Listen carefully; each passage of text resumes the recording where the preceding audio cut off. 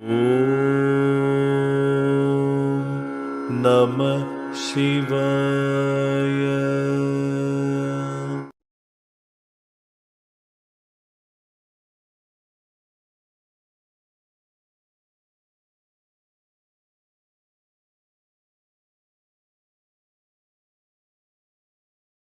ഇനി വേറൊരു കാര്യമുണ്ട്. ഈ ഹൈജാക്ക് ചെയ്തത് പോലും ഇപ്പോൾ വെള്ളക്കാരെ എന്തുകൊണ്ടാണ് ഇത്രയും ശക്തമായ സമ്പുഷ്ടമായ ഒരു പൈതൃകത്തെ, ഒരു പൗരാണിക ബലത്തെ ഹൈജാക്ക് ചെയ്ത് ഓവർടേക്ക് ചെയ്ത് എങ്ങനെയാണ് ഇൻവേഡ് ചെയ്തത്? നമ്മൾ നമ്മുടെ ശക്തിയെക്കുറിച്ച് ബോധവാന്മാരായിരുന്നില്ല. അതുകൊണ്ടാണ് അവർക്ക് നമ്മെ കീഴ്പ്പെടുത്താൻ പറ്റിയത്. എപ്പോ നാം നമ്മെക്കുറിച്ച് ബോധവാന്മാരായോ, ഇപ്പൊ പലരും പറയും ഗാന്ധിജി അഹിംസയിലൂടെയാണ് ഇതെന്താണ് സ്വാതന്ത്ര്യം നേടിയെന്നൊക്കെ. ഇതൊക്കെ ഒരു അല്പം ഡിസ്റ്റോർട്ട് ചെയ്ത ചരിത്രമാണ്. സത്യത്തിൽ സംഭവിച്ചത് ഭഗത് സിംഗിനെ തൂക്കിക്കൊന്നു കഴിഞ്ഞപ്പോൾ പട്ടാളക്കാർ കൊണ്ട് തിരിഞ്ഞു. ആകെ അവിടെ 40,000 പേരാണ് ബ്രിട്ടീഷുകാർ ഉണ്ടായിരുന്നത്. 4 ലക്ഷം പട്ടാളക്കാരുണ്ട്. ഈ 4 ലക്ഷം പട്ടാളക്കാര് 40,000 പേർക്കെതിരെ അങ്ങ് തിരിഞ്ഞാൽ എന്തായിരിക്കും അവസ്ഥ? അങ്ങനെ ഒരു പ്രശ്നം ഇതിൽ വരികയും സുഭാഷ് ചന്ദ്രബോസിന്റെ ഒരു മറ്റ് പ്രവർത്തനങ്ങളും ഗാന്ധിജിയുടെ ഒരു സത്യാഗ്രഹവും ഇതാകെ കൊണ്ട് വെള്ളക്കാർക്ക് മനസ്സിലായി ഇനി ഇവിടെ നിന്നാൽ പിന്നെ ആ യുദ്ധത്തിന്റെ ഇതെല്ലാം കൂടെ ചില പ്രത്യേക ഇടപെടലുകൾ എല്ലാം കൂടെയാണ്. പക്ഷെ അതിൽ സത്യത്തിൽ അവരെ ഭയപ്പെടുത്തിയത് പട്ടാളക്കാർ തിരിഞ്ഞതാണ്.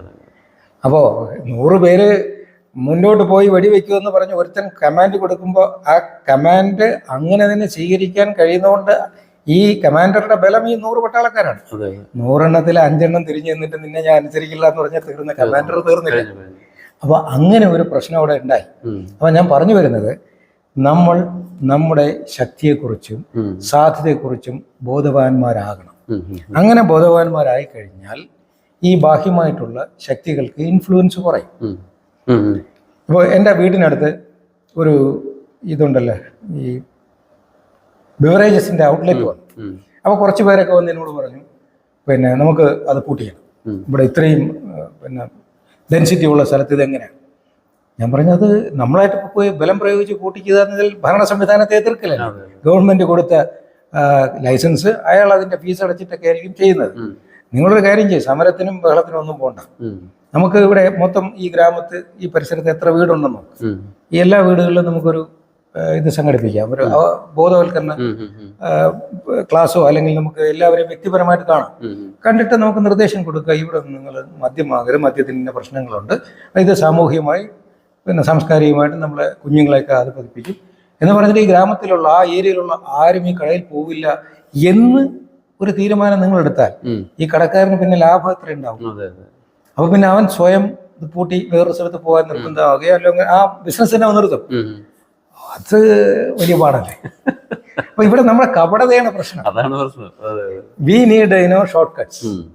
അപ്പോ ഇതിൽ പറഞ്ഞ പലർക്കും വീടിന്റെ അടുത്ത് പോയി വാങ്ങിക്കാൻ വിഷമം കാണും, മറ്റുള്ളത് കാണുമല്ലോ. പിന്നെ പിള്ളേരോട്ടെങ്കിലും. അപ്പൊ ബാഹ്യമായിട്ട് നാം എതിർക്കുന്നത് സത്യത്തിൽ ആന്തരികമായി എതിർക്കണമെന്ന് ആഗ്രഹമുള്ള ഞാൻ ഉണ്ടായിട്ടല്ല. ഇതുപോലെ തന്നെ നമുക്ക് നമ്മുടെ മനസ്സിലും ഒരു കള്ളത്തരമുണ്ട്. സൈക്കോസൊമാറ്റിക് ഡിസോർഡർ എന്ന് ആധുനിക ശാസ്ത്രം പറയുന്ന ഒരു അവസ്ഥയാണ്. നമ്മുടെ സബ് കോൺഷ്യസ് മൈൻഡില് നാം ഒരു രോഗത്തെ അംഗീകരിക്കും, എന്നിട്ട് കോൺഷ്യസ് മൈൻഡിൽ നാം അതിനെ ഒബ്ജക്റ്റ് ചെയ്യും. This is the clash. ഒരു ഡോക്ടർക്കും ഇവനെ ചികിത്സിക്കാൻ പറ്റില്ല. ഓക്കെയാണ്. ബാഹ്യമായ ലക്ഷണങ്ങൾ ഉണ്ടായിരിക്കും, പ്രശ്നമാണ്. ആന്തരികമായി പറയാം എനിക്ക് ഈ രോഗമില്ല, ഞാൻ ക്യാൻസർ ആണെങ്കിൽ പോലും മാറും. അപ്പൊ ആന്തരികമായി മനഃശക്തി. ഞാൻ തുടക്കത്തിൽ പറഞ്ഞ സിനിമയുടെ കാര്യം അതാണ്, ചെറിയൊരു മാറ്റം ഉണ്ടാക്കിയത്. പക്ഷെ അതൊക്കെ പോയി, അവർ ബോധമൊക്കെ പോയി. അല്ല പോയി എവിടാ? ഇപ്പൊ ആധുനിക ലോകം അതിലേക്ക് പതുക്കെ നടക്കുക. പതുക്കെ നടന്നു. അവസാനം വരുന്ന മലയാളിയായിരിക്കും. അതാണ് മലയാളിക്ക് ബുദ്ധി പുറകില്ല. അതെ അതെ, ഭയങ്കരമായ ശാസ്ത്രബോധമാണ്. അതാണ് നമ്മുടെ കുഴപ്പമെന്ന്. പിന്നെ വേറൊരു കാര്യമുണ്ട്, അതിൽ ഞാൻ അവനെ കുറ്റം പറയില്ല. ഞാൻ സഞ്ചരിച്ച രാജ്യങ്ങളിലെല്ലാം ഏറ്റവും ശക്തമായ വ്യക്തിത്വം കാണിക്കുന്നത് മലയാളിയാണ്. അവൻ നാട് വിട്ടു പോയാൽ അവനൊരു സംഭവമാണ്. ഞാൻ നോക്കിയിട്ടുണ്ട്, തെലുങ്കനായാലും തമിഴനായാലും. ഭാരതത്തിൽ നമ്മൾ നോക്കി കഴിഞ്ഞാൽ ശങ്കരാചാര്യരുടെ പേര് ഞാൻ വേറെ സംസ്ഥാനങ്ങളിൽ പോകുമ്പോൾ I am coming from the land of Shankaracharya എന്ന് പറയുമ്പോൾ എന്ത് ഭയങ്കരമായ ബഹുമാനമാണ്. മാത്രമല്ല, അത് മാത്രം മതിയല്ലോ നമ്മൾ ആലോചിക്കും മറ്റൊന്ന്, നിങ്ങൾ ഇന്ത്യയുടെ പല ഭാഗത്തും ഓരോ സംസ്ഥാനം എടുത്തു നോക്കും, അതിലും നല്ലൊരു ശതമാനം വിജയിച്ചവരിൽ കുറച്ച് മലയാളികളാണ്. ഇതുപോലെ തന്നെ ലോകത്തിന്റെ ഏത് കോണിൽ പോയാലും ഞാൻ ശ്രദ്ധിച്ചിട്ടുള്ളത്, അവന് ഭയങ്കര തൻ്റെ ഇടമാണ്, ഭയങ്കര ഐഡന്റിറ്റിയാണ്. ഇവൻ എന്ത് പ്രവൃത്തി ചെയ്താലും, ഇപ്പൊ അവനൊരു കമ്പനി പാർട്ണർ ആണെങ്കിൽ പോലും ഈ മറ്റു പാർട്ണർക്ക് ഇവനോടൊരു വിധേയത്വം ഞാൻ കാണണം. ഇവൻ ഭയങ്കര ഡൊമിനേഷനാണ്. പക്ഷെ ഉള്ളിൽ എന്തോ ഒരു ഭയമോ എന്തോ ഒരു കൊളോണിയൽ അതിന്റെ എന്തോ ഒരു സംഗതി ഞാൻ നോട്ട് ചെയ്തിട്ടുണ്ട്. കാരണം എന്ന് വെച്ച് കഴിഞ്ഞാൽ എപ്പോഴും ഇവിടെ ഇപ്പൊ ഉദാഹരണം പറഞ്ഞാൽ ഇപ്പൊ ഒരു തമിഴൻ ഇവിടെ വന്നു കഴിഞ്ഞാൽ അയാൾ അന്തസ്സായിട്ട് തമിഴ് സംസാരിക്കും. പക്ഷെ നമ്മളെന്ന് പറഞ്ഞ ഒരു സ്ഥലത്ത് പോയി കഴിഞ്ഞാൽ നമ്മൾ ഒരു വിധേയത്വം, ഒരു അനാവശ്യമായിട്ടുള്ള വിധേയത്വം പലപ്പോഴും മലയാളി കാണിക്കുന്നതായിട്ട് എനിക്ക് തോന്നിയിട്ടുണ്ട്. അതുകൊണ്ടാണ് പലയിടത്തും എക്സൽ ചെയ്ത് വരാത്തതിന് കാരണം. ടോപ്പാണ്, പക്ഷെ നമുക്ക് എന്തോ ഒരു എനിക്ക് എന്തോ ഒരു കുറവുണ്ടെന്നുള്ള രീതിയിൽ സ്വയം പിൻവലിയുന്ന ഒരു ചെറിയ ഒരു എലമെന്റ് പലപ്പോഴും മലയാളിയിൽ ഞാൻ കണ്ടിട്ടുണ്ട്. ഞാൻ കണ്ടിടത്തോളം ഈ മലയാളികള് മേ ബി ഒരു ആത്മാഭിമാനം കുറവെന്നൊക്കെ പറയുന്ന അവർ ഈ വിധേയത്വം എന്ന് പറയുന്നത് ഇവരെ അംഗീകരിച്ചു കൊടുക്കും. അതാ ഞാൻ പറഞ്ഞത്, എന്തോ ഒരു സംഭവം അത് ഇത് ദോഷമല്ല. ഇപ്പൊ ഉദാഹരണത്തിന്, ഇപ്പൊ ഒരു രാജാവ് രാജഗുരുവിൻ്റെ അടുത്ത് ചെല്ലുകയാണ്. രാജഗുരുവിന് സ്വത്തും വസ്തുക്കളോ ഒന്നുമില്ല, പക്ഷേ രാജാവിനാണ് രാജ്യവും അധികാരവും ഒക്കെ ഉള്ളത്. പക്ഷെ ഇവൻ ചെന്ന് ഗുരുവിൻ്റെ അടുത്ത് ചോദിക്കുമ്പോൾ ഗുരു പറയും, എന്നാ നീ നിന്റെ ഇഷ്ടം പോലെ ചെയ്യും എന്ന് പറഞ്ഞ് വിട്ടുകൊടുക്കുന്നത് ഇവന്റെ ശാഠ്യത്തിന്റെ മുന്നിലാണ്. അപ്പൊ ഗുരുവിനറിയാം ഇവൻ പോയി ഇതേ പണി കിട്ടി തിരിച്ചു വരും എന്ന് പറയും. അത് വിധേയത്വമല്ല, അതവന് അനുഭവിക്കാൻ ഒരു അവസരം കൊടുക്കുന്ന അറിവിന്റെ ബലമാണ്. അല്ല, ഞാൻ പറഞ്ഞല്ലോ, ഇപ്പൊ കേരളത്തിൽ നമ്മൾ നോക്കി കഴിഞ്ഞാല്, ഇന്ത്യയിൽ നോക്കി കഴിഞ്ഞാല് കേരളത്തിലാണ് ഏറ്റവും കൂടുതൽ പ്രതിഭകളുള്ള ആൾക്കാർ. പക്ഷെ നമ്മൾ അത് എല്ലായിടത്തും ഒന്നും വരുന്നില്ല. എന്തോ ഒരു ഭയം ഗ്രസിച്ചിരിക്കുന്നതായിട്ട് പലപ്പോഴും ഞാൻ നോക്കിയിട്ടുണ്ട്. അങ്ങനെ അത് നമ്മുടെ ഒരു എന്താണ് സാമൂഹിക ബോധം നമ്മളെ അങ്ങനെ ചിന്തിക്കാൻ പ്രേരിപ്പിക്കും. എവിടെയോ എന്തോ ഉദാഹരണത്തിന് ഗുജറാത്തിൽ പോയിട്ട് നമ്മളെ കുര്യനെ കുറിച്ചൊന്ന് പറഞ്ഞു നോക്കുക. അവരുടെ മനസ്സിലെ ഈ കുര്യന്റെ പുള്ളിക്ക് എന്ത് അപകർഷതാബോധം ഉണ്ടായിരുന്നു. അദ്ദേഹത്തിന് ഈ അതാ ഞാൻ പറഞ്ഞത്, നമ്മൾ ഇത്രയും പൊട്ടൻസ് ഉള്ള ആൾക്കാർ, നല്ല പൊട്ടൻഷ്യൽ ഉള്ള ആൾക്കാർ, പക്ഷെ ഇവിടെയും കാണുമ്പോൾ ഈ സായിപ്പിനെ കാണുമ്പോൾ കവാത്ത് മറക്കുക എന്ന് പറയുന്ന ഒരു സംഗതിയുണ്ട്. നമ്മളിങ്ങനെ എന്തോ പിറകോട്ട് ഇങ്ങനെ നിൽക്കുന്നതായിട്ട് മലയാളികളുടെ ഒരു പൊതുബോധത്തിൽ നമ്മൾ പലപ്പോഴും ഇത് വായിച്ചിട്ടുള്ള കാര്യം. അത് വേറൊരു സംസ്ഥാനക്കാരെന്ന് വെച്ചാൽ വളരെ അഭിമാനത്തോടെയാണ്, വളരെ ഇതായിട്ട് മുമ്പ് ഇത് കാര്യങ്ങൾ ചെയ്യും. പക്ഷെ നമ്മൾ മലയാളി എന്ന് പറയുമ്പോൾ നമ്മളെ സംബന്ധിച്ച് ഇത്രയും റിച്ച് ആയിട്ടുള്ള ഡൈവേഴ്സ് ആയിട്ടുള്ള ഫുഡ് ലോകത്തെങ്ങുമില്ല, ഇത്രയും നല്ല സംസ്കാരമില്ല, ഇത്രയും നല്ല കലകളില്ല, ഇത്രയും നല്ല എല്ലാ മേ ബി ഈ പറഞ്ഞ പൊളിറ്റിക്കൽ സംഭവങ്ങൾ. ഇതൊരു അപകടം പിടിച്ച ചിന്തയാണ്. ഈ നമ്മളെക്കാൾ വലുത് വേറൊന്നില്ല എന്ന് പറയുന്നത് അവിടെയാണ് നമുക്ക് ഈ അപകർഷതാബോധം വരുന്നത്. നമ്മൾ ഇല്ലാത്ത മഹിമ ആരോപിച്ചിട്ട് ഈ ചുമന്നുകൊണ്ട് നടക്കുന്ന ഒരു ക്ഷീണം നമുക്കുണ്ട്. ഈ ഇപ്പൊ തമിഴ്നാട്ടിലുള്ള അത്രയും മാത്തമാറ്റീഷ്യൻസ് കേരളത്തിൽ അവർക്ക് പക്ഷെ ഉണ്ടായിരുന്നു, നമ്മുടെ മാധവാചാര്യരെ പോലുള്ള ആൾക്കാരെല്ലാം ഉണ്ടായിരുന്നല്ലോ. അപ്പൊ അങ്ങനെയാണ് ശ്രീനിവാസ രാമാനുജനേക്കാളും ഗംഭീരനല്ലായിരുന്നു നമ്മള്. അല്ല, മലയാളി ആയോണ്ടല്ലോ ഞാനിങ്ങനെ പറയുന്നതല്ല. ഇവിടെ ഇതവിടെ മനസ്സിലാക്കേണ്ടത് ഏകം ലോക സമസ്ത. രാമാനുജന്റെ പ്രത്യേകത വെച്ചാൽ അദ്ദേഹം നമുക്കൽ ദേവിയെ ഇതായിരുന്നു, അത് അദ്ദേഹം പബ്ലിക്കായിട്ട് അംഗീകരിക്കാൻ തയ്യാറായിരുന്നു. മലയാളിയാണെങ്കിലും ഈ പൊതുബോധത്തിനെ പേടിച്ച് അത് പറയില്ല. അതാണ് ഞാൻ പറഞ്ഞത്. ശങ്കരാചാര്യരുടെ കാലമല്ലല്ലോ ഇപ്പോഴേ. ഇത് പ്രപഞ്ചത്തിൽ എല്ലാത്തിലും ഉണ്ട്. ഇപ്പൊ നമ്മൾ ഇത്രയും വലിയ മഹത്വമൊക്കെ പറഞ്ഞില്ലേ, മൈക്രോയും മാക്രോയും ഒന്ന് തന്നെയാണ്. അവിടെ നമ്മൾ ഈ വേർതിരിവ് കൊടുക്കേണ്ട കാര്യമില്ല. അവിടെ ഞാൻ ഈ മലയാളി ഞാൻ പറഞ്ഞത്, ഈ മലയാളക്കരയ്ക്ക് ഒരു വൈബ്രേഷനുണ്ട്. അതായത് ഞാൻ പറഞ്ഞില്ലേ, ഒരുപാട് രാജ്യങ്ങളിൽ സഞ്ചരിച്ചിട്ടുണ്ട്. വർഷത്തിൽ 365 ദിവസവും ഒരുപോലെ ജോലി ചെയ്യാൻ പറ്റുന്ന ഒരേ ഒരു നാട് ശ്രദ്ധിച്ചിട്ടുണ്ട്. ഇപ്പോൾ വീടില്ലാത്തവനും കേരളത്തിൽ ജീവിക്കാം. കാരണം അവനൊരു മരത്തണലിൽ പോയി കിടന്നാലും സുഖമായി ഉറങ്ങാം. ചൂട് സമയത്തും തണുപ്പ് സമയത്തും അവൻ ആ മരത്തണലിൽ ഉറങ്ങാം. അതേസമയം വേറൊരു നാട്ടിൽ ചൂട് സമയത്ത് അവൻ മരത്തണത്തിൽ ഉറങ്ങി അവൻ ചത്തുപോകും, ചൂട് കൊണ്ട് ചത്തുപോകും. തണുത്ത കാലത്ത് അവൻ പ്രൊട്ടക്ഷൻ ഇല്ലെങ്കിൽ തണുത്തു മരവിച്ച് ചത്തുപോകും. ഇത് രണ്ടുമില്ല. ഇപ്പോൾ മിഡിൽ ഈസ്റ്റ് ആയാലും പിന്നെ വെസ്റ്റേൺ കൺട്രീസ് ആയാലും ഇന്ത്യയുടെ തന്നെ മറ്റു പല ഭാഗങ്ങളായാലും ഏതെങ്കിലും കാലാവസ്ഥയ്ക്കനുസരിച്ചിട്ട് ഓഫ് എടുക്കേണ്ട സമയങ്ങളുണ്ട്.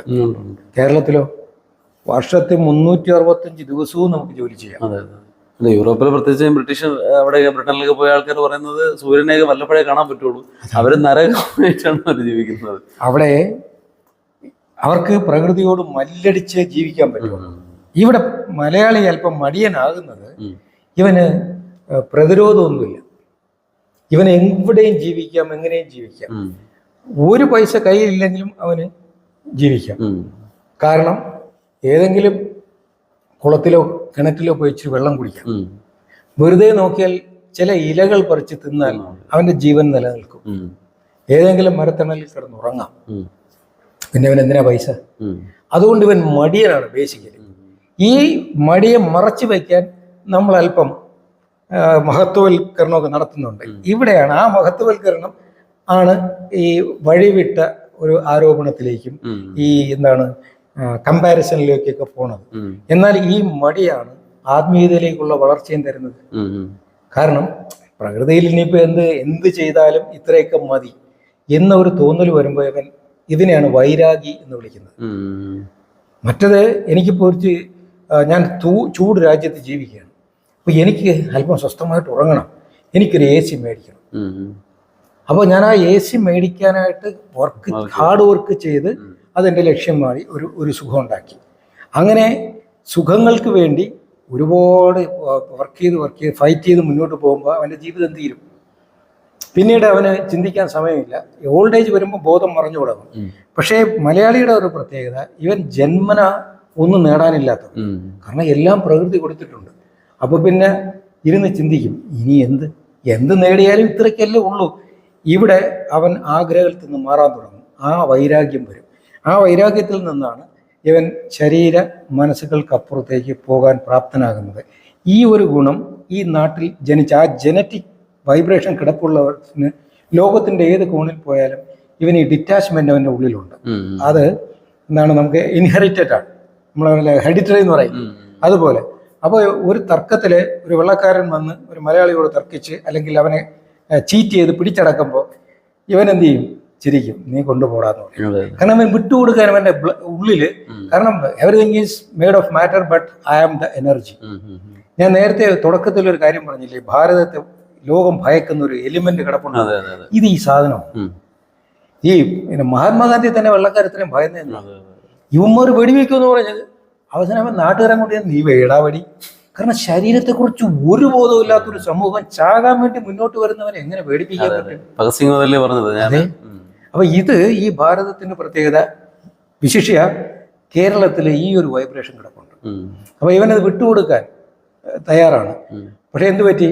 ഈ വിട്ടുകൊടുക്കലിനെ ആത്മീയമായിട്ടുള്ള ആ ഒരു തത്വത്തെ മിസ്ഇന്റർപ്രറ്റ് ചെയ്ത് അല്ലെങ്കിൽ തെറ്റിദ്ധരിച്ചിട്ടാണ് ഈ മടിയന്മാരായിട്ട് കള്ളും കുടിച്ച് മയങ്ങിക്കിടക്കുന്നത്. അല്ല, അതും ബോധപൂർവ്വം മയക്കി ഇട്ടേക്കുന്നത് കൂടെയാണ്. കാരണം ഇത്രയും തൃഷ്ണാശക്തി ഉണ്ടായിരുന്ന അത് നമ്മുടെ ഒരു പ്രാദേശികവാദം പറയുന്നതല്ല. കേരളത്തിൽ നോക്കുമ്പോൾ നമുക്കറിയാം അത്രയും. കാരണം ഈ പണ്ട് ഇതുണ്ടല്ലോ മറ്റേ ത്രിമധുരം, അത് മലയാളിക്ക് കൊടുക്കരുതെന്ന് പ്രത്യേകിച്ച് ഒരു നിർദ്ദേശം ഉണ്ടായിരുന്നു കുടജാദ്രിയിൽ. കാരണം അത് കൊടുത്തു കഴിഞ്ഞാൽ മലയാളി പിന്നെ അങ്ങ് ഭയങ്കര ലെവലായി പോകുമെന്ന് പറയും. അപ്പോൾ അത്രയും അനുഗ്രഹിക്കപ്പെട്ട ഒരു വിഭാഗമാണ്. പിന്നെ ഞാൻ ഈ പറഞ്ഞതൊരു മോശമായ ഒരു അർത്ഥത്തിലല്ല. കാരണം നമ്മൾ നോക്കുമ്പോൾ അറിയാം നമുക്ക് അത്രയും. പണ്ട് എനിക്കൊരു പേടിയുണ്ടായിരുന്നു. കാരണം വെച്ചാൽ ഞാൻ വേറെ എവിടെയെങ്കിലും ജനിച്ചിരുന്നെങ്കിൽ അവിയലും സാമ്പാറും കഴിക്കാൻ പറ്റില്ല. സാമ്പാർ നമ്മുടേതല്ല, എന്നാലും നമ്മൾ ഈ നമ്മുടേതായ സദ്യ അതൊക്കെ നമുക്ക് വല്ലാത്തൊരു വികാരമാണ്. ഈവൻ ചമ്മന്തിയും ചോറും ആയാലും നമുക്ക് കിട്ടുന്നൊരു വല്ലാത്തൊരു സംഗതിയുണ്ട്. അപ്പൊ ഇതിന്റെ ഇടയിലൊക്കെ കിടന്നിരുന്ന ഇത്രയും തൃഷ്ണാബോധമുള്ള ഒരു മലയാളിയെ ഞാനീ പറഞ്ഞ ഈ ഇപ്പോഴത്തെ കാലത്താണ് ഈ ഭയവും ഈ ചെറിയ ഇപ്പൊ എല്ലാവർക്കും പറ്റിക്കാൻ പറ്റുന്ന ഒരാളും മലയാളിയാണ്. എന്ത് പറഞ്ഞാലും അറിയാലോ, കേരളത്തിൽ ഇങ്ങനെ പറ്റിക്കലുകൾ നമ്മളെ പറ്റിക്കുന്നവരാണ്. 5ാം ക്ലാസ് പോലും പാസ്സാവാത്ത ഉത്തരേന്ത്യക്കാരന്മാരാണ് നമ്മളെ പറ്റിക്കുന്നത്. അതാണ് ഏറ്റവും വലിയ തമാശ. ഡിജിറ്റൽ അറസ്റ്റ്, മറ്റത് മറിച്ചത്, സൈബർ ക്രൈമുകളെല്ലാം നമ്മുടെ പൈസ മുഴുവൻ അവർ ഊറ്റിക്കൊണ്ട് പോവുകയാണ്. പക്ഷെ നമ്മൾ അറിയുന്നില്ല. അതുപോലെ തമിഴനെ സംബന്ധിച്ച് നോക്കുമ്പോഴത്തേക്ക് അതും ഒരു വിഷയമാണ്. നമ്മൾ പറഞ്ഞു പോകുന്നൊരു കാര്യമാണ്. കാരണം അവര് ഇവിടെ വന്ന് കംപ്ലീറ്റ് കടകളും ഇങ്ങനെ എടുത്തിട്ട് നമ്മളെ മൊത്തത്തിൽ ലൂട്ട് ചെയ്തവർ കൊണ്ടുപോകണം. അവർക്കുള്ള ലക്ഷ്യം എങ്ങനെയെങ്കിലും കേരളം നശിക്കണമെന്നാണ്. കാരണം നശിച്ചു കഴിഞ്ഞാൽ അവർക്ക് ഇതൊന്നും പിടിച്ചു കഴിഞ്ഞാൽ അവർക്ക് വെള്ളം മൊത്തം കിട്ടും. അങ്ങനെയൊക്കെയുള്ള ഈ പഴയ ചേര, ചോള, പാണ്ഡ്യ ഇങ്ങനെയുള്ള കുറേ റൈവലറികൾ ഇതിനകത്ത് കിടപ്പുണ്ട്. അപ്പൊ അതുകൊണ്ടാണ് പൊതുവെ അതിനെക്കുറിച്ച് ഞാൻ സംസാരിച്ചത്. അപ്പൊ നമ്മുടെ എഡ്യൂക്കേഷൻ സിസ്റ്റം യഥാർത്ഥത്തിൽ ബ്രിട്ടീഷുകാർ വിചാരിച്ചതിനേക്കാളും വളരെ മോശമായിട്ടാണ് ഇന്ന് നമ്മൾ അതിനെ കൈകാര്യം ചെയ്യുന്നത്. വിദ്യാഭ്യാസ മന്ത്രി പറയുന്നുണ്ട് 10ാം ക്ലാസ്സുകാർക്ക് പഠിക്കാൻ ഒരുപാട് കൂടുതലാണ്. അപ്പൊ 25% വീണ്ടും കുറയ്ക്കാൻ പോവുകയാണ്. അതാണ് പറഞ്ഞത്. ഇവിടെ മലയാളികളെ ഭരിക്കുന്നത് മലയാളി തന്നെയാണ്. അപ്പോൾ ആ ഭാഗവതത്തിൽ അത് കൃത്യമായിട്ട് പറഞ്ഞിട്ടുണ്ട്. രാജാവ് ദുഷിച്ച രാജ്യത്തെ രക്ഷിക്കാൻ ഈശ്വരനും കഴിയില്ല. അപ്പോൾ പഴയ രാജാവാണ് ഇന്നത്തെ രാഷ്ട്രീയക്കാർ. അപ്പൊ രാഷ്ട്രീയക്കാരുടെ ആ അപജയം ഇപ്പോഴത്തെ ചില രാഷ്ട്രീയക്കാരുടെ രാജാവെന്ന് തന്നെയാണ് വിളിക്കുന്നത് ആൾക്കാർ. ആയിക്കോട്ടെ, കാരണം അവൻ തീരുമാനം എടുക്കല്ലേ. അതെ അതെ അതെ. പക്ഷെ ആ തീരുമാനം എടുക്കുന്നവൻ വഴിപഴച്ചാൽ എന്ത് പറ്റും? ആ സമൂഹം മുഴുവൻ വഴിതെറ്റും. അതെ. അങ്ങനെ ഒരു വഴിതെറ്റൽ ഇപ്പൊ കേരളത്തിനുണ്ട്. ഉണ്ട്. കാരണം ദിശാബോധമില്ല. ഇപ്പോൾ ഞാൻ ഇപ്പോൾ രാഷ്ട്രീയം പറഞ്ഞു കഴിഞ്ഞാൽ എനിക്ക് പ്രകടമായ ഒരു രാഷ്ട്രീയം പറയാൻ പറ്റില്ല, കാരണം ഞാനൊരു ചായവുള്ള ആളല്ല. പക്ഷേ 89-ലാണ് ഞാൻ നാട് വിടുന്നത്, ഒമാനിലേക്ക് പോകുന്നത്. 89-ന് ശേഷം പിന്നെ 93 ലാസ്റ്റിലാണ് ഞാൻ തിരിച്ചു വരുന്നത്. പിന്നെ ഒരു 4-4.5 വർഷം എനിക്ക് സമൂഹമായിട്ടൊരു ബന്ധമില്ല. സന്യാസം സ്വീകരിച്ച് വന്നതുകൊണ്ട് ഒരു ഇൻവോൾവ്മെൻറ്റും ഇല്ലായിരുന്നു. പക്ഷേ പിന്നെ 97-ലാണ് ഞാൻ കല്യാണം കഴിക്കുന്നത്. പിന്നീട് ഞാൻ സമൂഹജീവിയായി വരുന്നത്. ആ 97 മുതൽ ഇന്ന് വരെ ഞാൻ പുറകിലേക്ക് ചിന്തിച്ചെൻ്റെ ആ ഒരു അനുഭവം വിശകലനം ചെയ്താൽ ഭാരതത്തിൻ്റെ സ്വാതന്ത്ര്യാനന്തര ഭാരതത്തിൻ്റെ ആ ഗവൺമെൻറ്റുകളുടെ രാഷ്ട്രീയക്കാരുടെ ദിശാബോധം വളരെ പരിതാപകരമായി. കാരണം ഞാൻ പല രാജ്യങ്ങളിലും കൊണ്ട് ഇമിഗ്രേഷനിൽ എൻ്റെ പാസ്പോർട്ട് കൊടുക്കുമ്പോൾ എന്നെ അവൻ കണ്ടിരുന്നത് ഒരു ബഗറായിട്ടാണ്. ആദ്യം ചോദിക്കുന്നത് എൻ്റെ റിട്ടേൺ ടിക്കറ്റ് എവിടെ, കാരണം ആ നാട്ടിൽ നിന്ന് ഞാൻ തിരിച്ചു പോകില്ലെന്ന് ഉറപ്പുവരുത്തണം. കാരണം എനിക്ക് എൻ്റെ നാടിനോടൊരു സ്നേഹവുമില്ല, ഞാൻ ഇങ്ങനെ പാപ്പരായി കിടക്കുകയാണ്. അതുകൊണ്ട് എവിടെയെങ്കിലും അല്പം പണമുള്ള സ്ഥലത്തേക്ക് നുഴഞ്ഞു കയറാൻ ചെല്ലുന്ന ഒരു ഭാവമായിരുന്നു. എന്നാൽ ഇന്ന് മിക്കവാറും എല്ലാ പിന്നെ എമിഗ്രേഷൻ ഡിപ്പാർട്ട്മെൻറ്റുകളിലും ഇന്ത്യൻ പാസ്പോർട്ട് എന്ന് പറയുമ്പോൾ അവനൊരു ബഹുമാനമുണ്ട്. അതെന്തുകൊണ്ടാണ്? ഈ പണ്ട് ഇപ്പോഴും തന്നെ അറിയാം, ഒരു നല്ല രാഷ്ട്രീയക്കാരൻ്റെയോ സമ്പന്നൻ്റെയോ ഒരു പോലീസ് ഓഫീസറുടെ വീട്ടിൽ നിന്നൊരു കുട്ടി വന്നാൽ നമ്മൾ അവനെ എങ്ങനെയാണ് വീട്ടിലേക്ക് സ്വീകരിക്കുന്നത്? അതോ തെരുവിൽ അലഞ്ഞു നടക്കുന്ന ഒരു പയ്യൻ കയറി വന്നാൽ നമ്മൾ എങ്ങനെയായിരിക്കും അവനെ സ്വീകരിക്കുന്നത്? നമ്മൾ വലിയ മലയാളിയുടെ ആ ഒരു വലിയ ബോധമൊന്നും പറഞ്ഞില്ലെങ്കിൽ, ന്യായമായിട്ട് പറഞ്ഞാൽ മറ്റേ കുട്ടിക്ക് കൊടുക്കുന്ന ബഹുമാനം എന്തായാലും ഇവന് കൊടുത്തെന്നിരിക്കില്ല. എന്തുകൊണ്ടാണ്? അതാ കുടുംബത്തിൻ്റെ മഹിമയും ബലവുമാണ്. ഇന്ന് എൻ്റെ പാസ്പോർട്ട് ഒരു മറ്റ് അന്യരാജ്യക്കാരൻ ബഹുമാനിക്കുന്നെങ്കിൽ എൻ്റെ കുടുംബത്തിന് ആ ആഠ്യം കൊണ്ടു എന്ന ബോധ്യം എനിക്കുണ്ട്. അതിപ്പോ ലോകം മുഴുവൻ റിഫ്ലക്ട് ചെയ്യുന്നുണ്ട്. അവിടെയാണ് രാജാവ് അല്ലെങ്കിൽ രാഷ്ട്രീയക്കാരൻ മാറുമ്പോൾ രാജ്യം മാറും, ജനങ്ങളുടെ ചിന്താ പദ്ധതി മാറും. കേരളത്തിൽ എന്തുകൊണ്ടെന്ന് പറഞ്ഞാൽ ഇതുവരെ നല്ല ഒരു രാഷ്ട്രീയ ആത്മീയ രാഷ്ട്രീയ ബോധം വന്നിട്ടില്ല.